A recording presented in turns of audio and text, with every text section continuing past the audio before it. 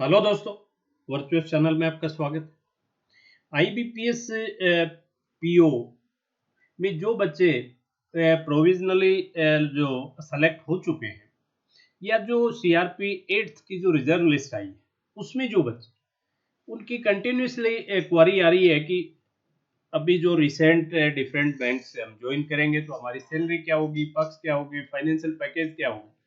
तो अभी रिसेंट मैंने एक क्लर्क के लिए तो डाल दिया था, बट उस क्लर्क वाले पे भी काफ़ी एस्पिरेंट्स का आया कि अगर पीओ के लिए और एक वीडियो प्लीज अपलोड कीजिए। तो आज का वीडियो उसी पर है और अपने इसका पूरा डिटेल देखेंगे इसमें कि क्या क्या सैलरीज हैं, क्या पक्ष हैं, क्या ऐसे पक्ष हैं जो आपको नजर नहीं आ रहे लेकिन उनका वेटेज बहुत ज्यादा है, राइट।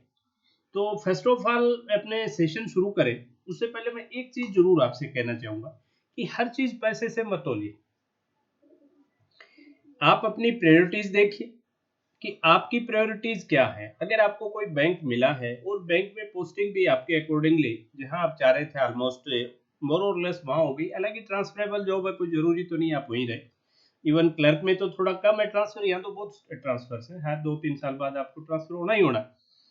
बट आप एक चीज देखिए, जैसे आप जिस भी गवर्नमेंट सर्विस से इसको कंपेयर करें तो आप फेस वैल्यू जरूर देखिए उसमें कि क्या आप एज ए पीओ ज्वाइन करेंगे, पीओ 2 साल में, 3 साल में, 5 साल बाद में आप किसी ब्रांच को हैंडल करेंगे, तो क्या आपकी फेस वैल्यू और जिससे आप कंपेयर कर रहे हो उसकी एक जैसी है सोसाइटी में। क्योंकि अगर आपकी फेस वैल्यू है तो इनडायरेक्ट बेनिफिट मिलते हैं उससे। अगर आपकी फेस वैल्यू है, किसी भी विभाग में आपको काम हुआ तो आप सिंपल सिंपल आपके फोन से काम हो जाएगा, आपको जाना भी नहीं पड़ेगा। मान लो किसी मैं कह रहा हूँ इंजीनियरिंग डिपार्टमेंट ही है, डिपार्टमेंट में काम है, आपको घर में आपने नया घर बनाया, कनेक्शन लेना, अब उसमें डिले हो रही है। आप अगर उसी जगह रह रहे हैं और एज ए मैनेजर आप अगर किसी को भी फोन करेंगे तो डेफिनेटली वो उसको वेटेज देगा, राइट। आप किसी हॉस्पिटल में जाएंगे, वहां बताएंगे कि मैं फला बैंक में मैनेजर हूँ, तो ऑब्वियस आपको। तो कुछ इनडायरेक्ट बेनिफिट्स भी होते हैं इन सर्विसेज के। स्ट्रेस है, नो डाउट स्ट्रेस है, और करियर भी काफी अच्छा है। करियर भी इसमें, करियर जो ग्रोथ है, आज का जो सेशन है उसमें अपने जॉब प्रोफाइल और करियर ग्रोथ की चर्चा नहीं करेंगे। Career I think job profile आपको सभी को अभी तक अगर आप सेलेक्ट हुए तो आपको सभी को पता है। देन ग्रोथ से काफी पैरामीटर्स हैं ग्रोथ के भी। ग्रोथ में आपने वहां जाने के बाद कितना सिंसियरली वर्क किया, देन आप कैब जेब ये सब कर लिया।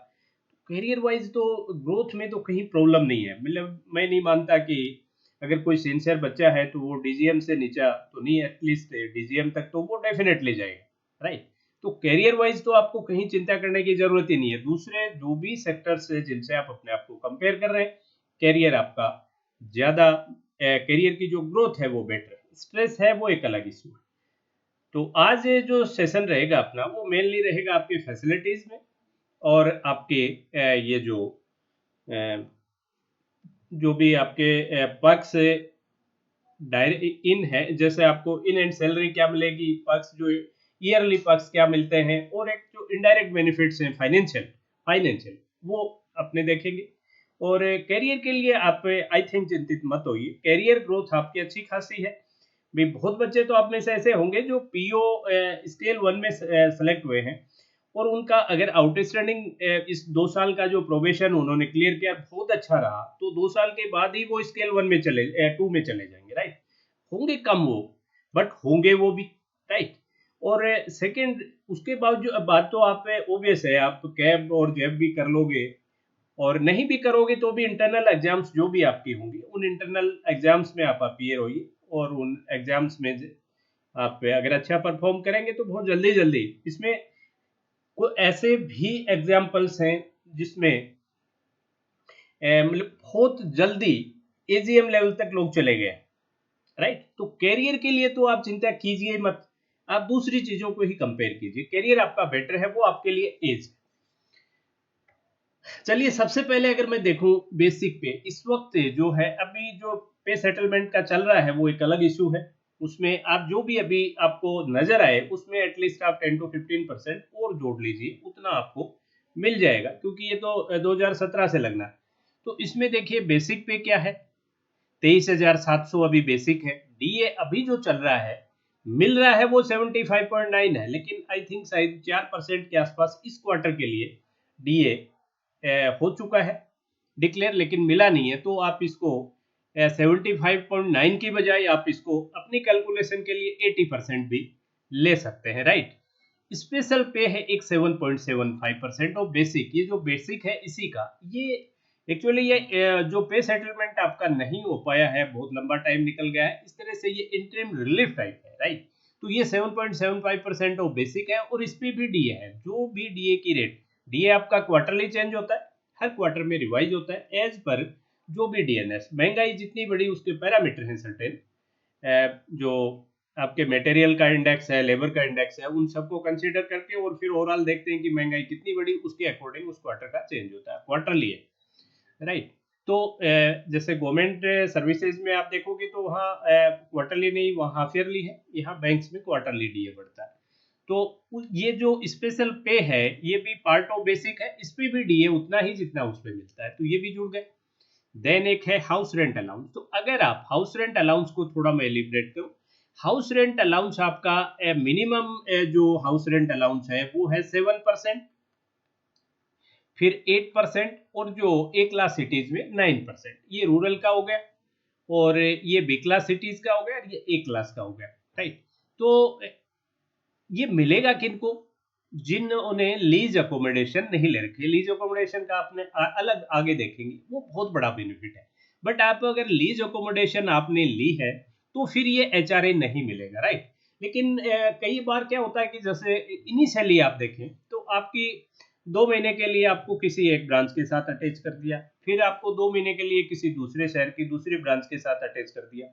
तो जो फ्रीक्वेंट चेंजेज होते हैं उसमें लीज अकोमोडेशन फिजिबल नहीं रहती, वहां आपको एचआरए मिलता है। अदरवाइज तो आप डेफिनेटली एचआरए क्यों लेंगे, आप लीज अकोमोडेशन लेंगे, वो बहुत ज्यादा है। मतलब ये जैसे आपका 1896 है तो वो 8,000 के आसपास है, बड़ा गैप है, इसलिए वो नहीं ये नहीं लोगे।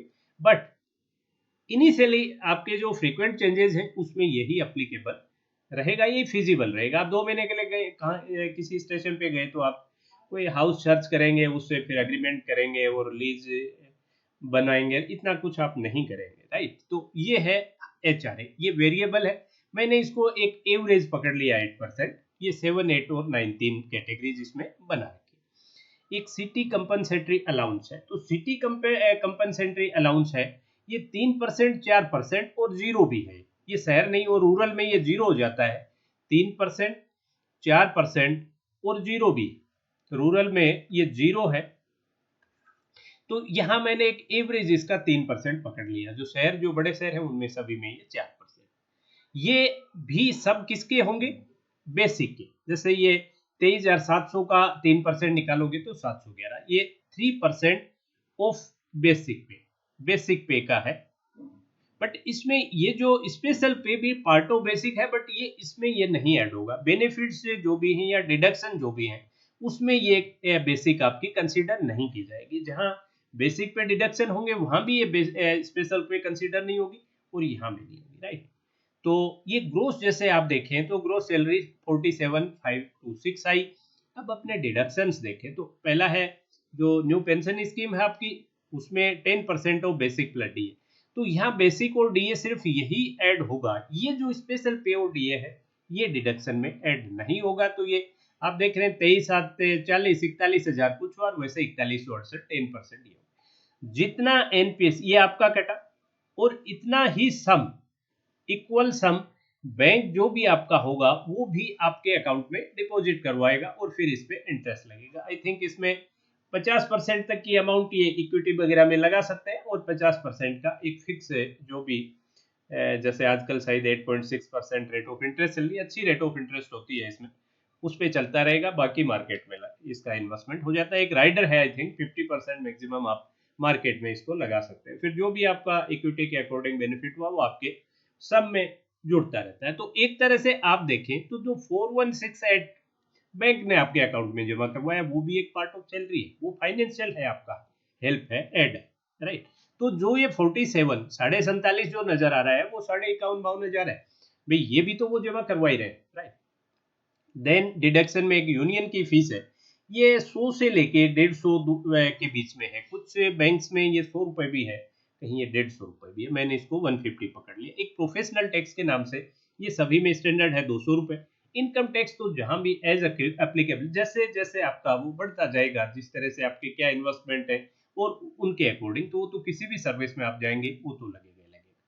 तो नेट सैलरी अगर मैं इसमें से देखूं तो 43,000 निकल के आ रही है। इसमें मैंने इसका वेटेज नहीं जोड़ा, लेकिन इस 43,000 जो 43 आपको मिले, 43 को आप 47.2 मानिए, क्योंकि ये 4168 जो है 4168 4,168 रुपए बैंक ने आपके अकाउंट में और डिपॉजिट करवाए हैं, राइट। तो वो भी एक तरह से आपका नहीं, 43 क्यों, आप ये मानिए कि 47 47.5 में 4,000। तो यहाँ आप देखेंगे कि करीब करीब आपका 52,000 सैलरी के आसपास फाइनेंशियल आई है। फाइनेंशियल जो पैकेज आप देखें तो ये है। पक्ष रह गए अलग, पक्ष अच्छे खासे, लेकिन यहाँ भी आपका 52 के अराउंड ये फिगर, 51 पॉइंट कुछ मान लो, 52 मान लो, ये आपका चला गया 52 के। अब चलिए आगे पक्ष का, जिसमें ज्यादा जिसमें है वो। अब आप देखिए जो वहाँ एचआरए, मैंने आपको बताया एचआरए कौन लेते हैं ज्यादा, जो फ्रीक्वेंट चीज, अदरवाइज आपको लीज अकोमोडेशन। अब लीज अकोमोडेशन जो आपके लिए है एप्लीकेबल, वो अलग अलग शहरों के लिए अलग अलग है। जैसे मुंबई अलग है, दिल्ली अलग है, फिर तो अदर देन दिल्ली जो मेट्रोज हैं उनका अलग है, फिर ए क्लास सिटीज का अलग है, बी का अलग है, और सी एंड अदर रूरल सब इसी में आ गए फिर balance. C class cities and जो रूरल सभी में फिर ये मिनिमम है, राइट। ये जो मैंने लिमिट दी है वो इसलिए दी है कि ये बैंक टू बैंक डिफर करता है। जैसे लीज का मैं देखूं, बैंक ऑफ बड़ौदा है, ओबीसी है, ये अच्छा खासा देते हैं, ये तो अपर लिमिट की तरफ है। Bank of Baroda, oriental bank of commerce, ये सब अपर लिमिट की तरफ है। जैसे आप बैंक ऑफ इंडिया देखो, कैनरा बैंक भी आई थिंक ज्यादातर केसेस में अपर लिमिट की तरफ है फैसिलिटीज में, बट जैसे बैंक ऑफ इंडिया है तो वो लोअर लिमिट की तरफ। जैसे अगर मैं यहाँ देखूं तो बैंक ऑफ इंडिया 18,000 दे रहा है, आपका बैंक ऑफ बड़ौदा और केनरा दोनों ही 20,000 दे रहे हैं मुंबई में। दिल्ली में अगर मैं देखूं तो आपका बैंक ऑफ इंडिया है वो 17,000 दे रहा है, और बैंक ऑफ बड़ौदा 19 और केनरा 20,000 दे रहा है। केनरा दोनों में, दिल्ली और मुंबई में कोई डिफरेंस नहीं कर रहा है, राइट। और मेजर ए सिटीज में जैसे मैं देखूं तो आपका बैंक ऑफ इंडिया 15,000 दे रहा है, और बैंक ऑफ बड़ौदा और केनरा दोनों ही 17,000 दे रहे हैं। ओबीसी भी आई थिंक 17 ही दे रहा है, राइट। ए क्लास सिटीज में आए तो ये 10,000 और 13,000, तो ये 10,000 बैंक ऑफ इंडिया दे रहा है, 13,000 आपका बैंक ऑफ बड़ौदा और केनरा ओबीसी ये दे रहे हैं। बी क्लास के लिए 8 से 13,000 है, सी के लिए इसी तरीके से।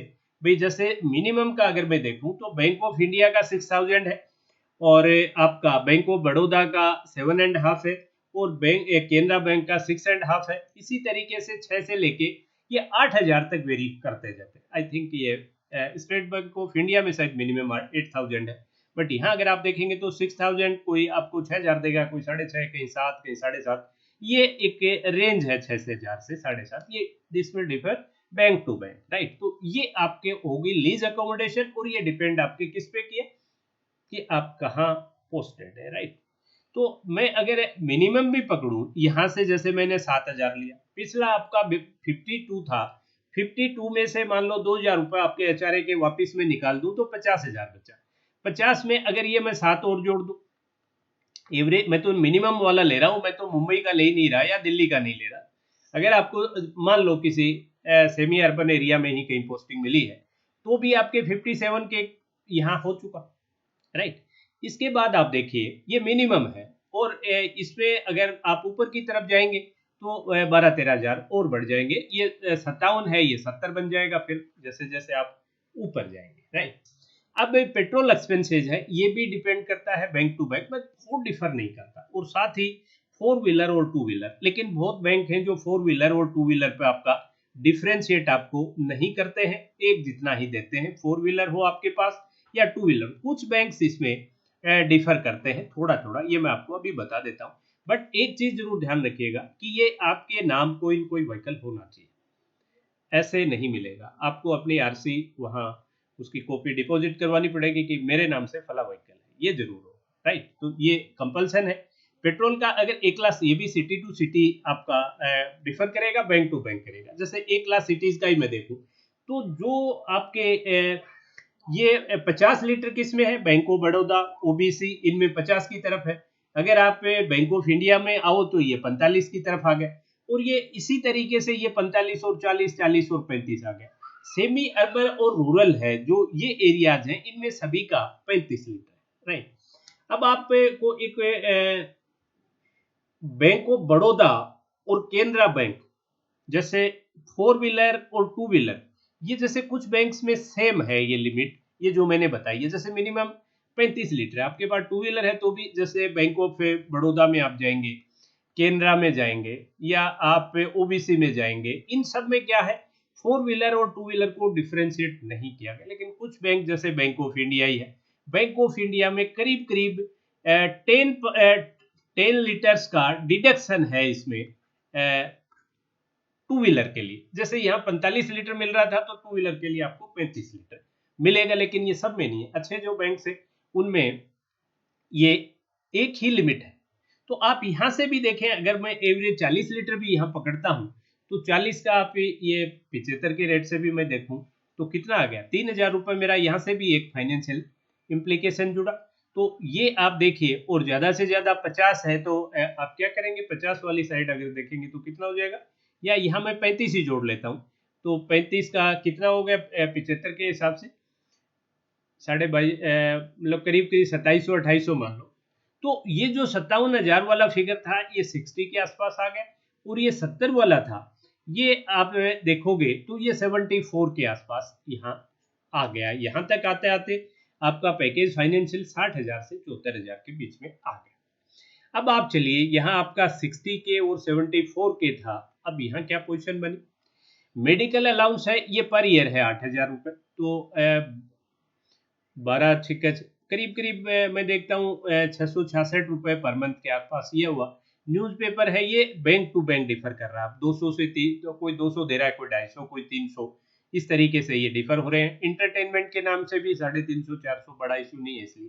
क्लीनिंग एक्सपेंसेस के नाम के हैं 300 से 500, फर्नीचर मेंटेनेंस के, बट इसके लिए आपका फर्नीचर लिया हुआ होना चाहिए। फर्नीचर एडवांस के नाम से ये भी अप्रोक्सीमेटली 1 लाख आपको, किसी में इसमें थोड़ा कोई 80,000 भी है, कोई 1,20,000 भी है, ये इतनी अमाउंट आपको फर्नीचर एडवांस के रूप में मिलती है। जैसे ही आपको फर्नीचर एडवांस का मिल जाए तो उससे जब आपके, लेकिन ये मिलेगा तभी जब आप उनके पेपर शो करेंगे। तो जरूरी नहीं है आप लाख का फर्नीचर खरीदे, कुछ लैपटॉप वगैरह ये भी आप उसमें ले सकते हैं, राइट। तो उसमें अगर वो आपने ले लिया तो करीब करीब ये फर्नीचर, ये मैंने 500 जो एक लोअर रेंज ली है, इसमें 650 रुपए तक भी है पर मंथ, बट ये है उनके 100, ये बैंक टू बैंक डिफर कर रहा है। टेलीफोन का है, ये भी एज ऑन एवरेज 300 रुपए बैंक्स दे रहे हैं। तो अगर इसको भी मैं देखूं तो 600,000 और ये हो गए आपके 2,800, करीब करीब 2,500 से 3,000 रुपए मेरे यहाँ से भी निकल के आ रहे हैं, 2,500 से 3,000।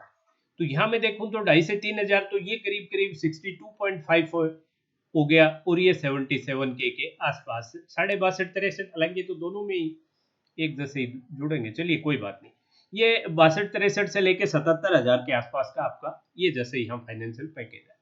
अब इसके अलावा जो आपके, जो अभी मैंने बताया फर्नीचर एडवांस आपको मिलता है, वो एक अलग बेनिफिट हो गया आपको, ये रिपे नहीं करना पड़ता। दूसरा एलटीसी एसटीसी। एलटीसी क्या है, एलटीसी आप क्या है, जब भी आप कंफर्म हो जाएंगे उसके बाद है इसमें कुछ सुविधाएं, तो उसके बाद हर जो एलटीसी है, हर 2 साल बाद आप अपने परिवार के साथ कहीं भी घूमने जाएंगे तो उसमें लीव ट्रेवलिंग कंसेशन है, तो उसमें जो रेंट होगा इसके ट्रेवलिंग एक्सपेंसेस इन द, जैसे आप बाई एयर के लिए इंटाइटलमेंट है तो बाई एयर का आपको, अगर आप फॉरेन के लिए हैं तो फॉरेन भी आप जाएंगे तो आपको मिल जाएगा, अगर एसी के लिए है, सेकंड के लिए है, फर्स्ट के लिए, उनका फेयर आपको मिल जाएगा विद फैमिली, राइट।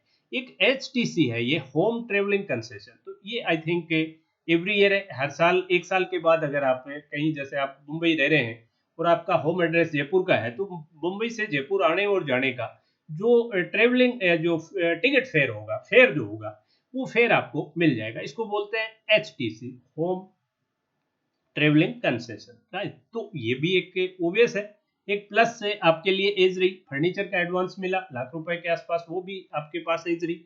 देन जो मैं सबसे बड़ी चीज बताना चाह रहा हूँ वो है लोन फैसिलिटी। जैसे ही आपका प्रोबेशन क्लियर हो गया, फर्स्ट डे नहीं मिलेगा, प्रोबेशन क्लियर हुआ, फिर थोड़ी सी सर्विस हुई। कुछ लोन ऐसे हैं जो प्रोबेशन क्लियर होते ही आपको मिल जाएंगे, जिसमें जैसे मैं बड़े लोन का आपने जिक्र करें, आपका व्हीकल लोन और house building loan. Vehicle loan I think provision clear होते ही मिल जाएगा, और हाउस बिल्डिंग जो एडवांस आपको मिलता है वो आई थिंक 5 years सॉरी के बाद मिलता है, राइट। ये बड़े हैं, क्योंकि इनमें जो आपका रेट, इसका एक सेपरेट वीडियो भी मैंने लोन फैसिलिटीज का डाला, प्लीज उसको जरूर देखिएगा। आपको लगेगा कि वाकई बैंकिंग सर्विसेज में जितना पैसा आपको नजर आ रहा है उससे ज्यादा तो कहीं छुपा हुआ है। तो व्हीकल लोन है, इसमें और इनमें दोनों में ही आपसे सिंपल इंटरेस्ट चार्ज किया जाएगा। ये उसकी लोन की लिमिट पे भी है, 6% भी है और 7.75% तक है, लेकिन वो सिंपल इंटरेस्ट है। ये बहुत बड़ा गेम है, राइट। तो आप जितना का आप की सैलरी होगी और जितना आप रिपे उससे कर सकते हैं, आई थिंक मैक्सिमम जो आपका ईएमआई है वो 40% ऑफ सैलरी हो सकता है। तो उसकी लिमिट भी अपने देखें तो ये लोडिंग करीब करीब 20,000 के आसपास की आ जाती है। मतलब एक तरह से इनडायरेक्ट में 20,000 रुपए महीने का इसमें आपको बेनिफिट मिल जाता है। तो ये जो आप देख रहे हैं 62.5 से 77, तो ये करीब करीब आप ये मान के चलिए कि ये 62.5 वाला आपका 82-85 हो गया, और ये 1 लाख की। तो एक तरह से आपका 10 से लेके 12 लाख का फाइनेंशियल पैकेज आप इसको मान के चल सकते हैं, राइट। इसके अलावा जो बेनिफिट्स आपको जो मैंने बताया इनिशियली, जो आपकी फेस वैल्यू है, क्योंकि आप एक ऐसे उसमें डिपार्टमेंट में जॉब करने जा रहे हैं जिस जो पब्लिक डीलिंग का, जिसको हर आदमी से कम। अगर आप छोटे किसी टाउन में गए, मान लो छोटा टाउन है और उसमें आप किसी अच्छे बैंक में, पीएनबी में, बैंक ऑफ बड़ौदा में, जिनकी ब्रांचेस छोटे एरियाज में ज़्यादा होती, वहाँ गए और आप वहाँ के मैनेजर, ब्रांच मैनेजर, जैसे आपको जैसे प्रोबेशन क्लियर हो, आप वहाँ की ब्रांच आपको मिली, तो आप उस पर्टिकुलर टाउन के वीवीआईपी होंगे। अगर कोई भी गवर्नमेंट फंक्शन हुआ, आपके पास कार्ड आएगा। किसी के वीआईपी के कोई ब्याह शादी भी हुई तो भी आपको कार्ड जरूर आएगा। मतलब आपको वीवीआईपी ट्रीटमेंट वहाँ मिलेगा। वो एक इनडायरेक्ट बेनिफिट्स। बहुत काम ऐसे होंगे आपके जो सिर्फ फोन पे हो जाएंगे। अगर आप वहीं के रहने वाले हैं तो आपके नहीं, इवन आपके रिलेटिव्स और वो भी आएंगे आपसे सिफारिश लगवाने की, फला डिपार्टमेंट में मेरा काम है, प्लीज आप उसको फोन कीजिए। और वो जहां भी आप फोन करेंगे एज ए मैनेजर, वो आप अच्छा खासा वेटेज उस फोन का रहेगा। तो वर्क प्रेशर है, स्ट्रेस है, बट ऐसा नहीं है कि ये बिल्कुल जॉब में भाई सैलरी आज के दिन दूसरे से आपने को देखने में काफी कम लगती है, लेकिन कम नहीं है।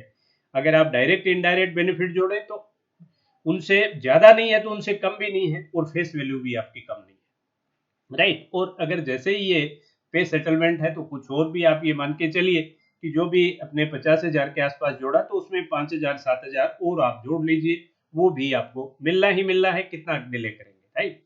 और एरियर भी मिलेगा पीछे से, अगर आपने ज्वाइन कर लिया, अभी भी सेटलमेंट नहीं हो पाया, जब भी हुआ वो पीछे की डेट से 2017 से होना, तो आपको तो उसमें आना ही आना। चलिए दोस्तों, कैसा लगा ये वीडियो कमेंट सेक्शन में कमेंट कीजिए। और भी किसी टाइप की रिक्वायरमेंट आपकी, कोई क्वारी आपके मन में हो, प्लीज जरूर कमेंट कीजिए। कोशिश करेंगे कि आपकी हर क्वारी रिजॉल्व करें, लेकिन चैनल को जरूर सब्सक्राइब कर लीजिए, वीडियो को लाइक कीजिए, अपने फ्रेंड्स को भी बताइए। That's all for today session.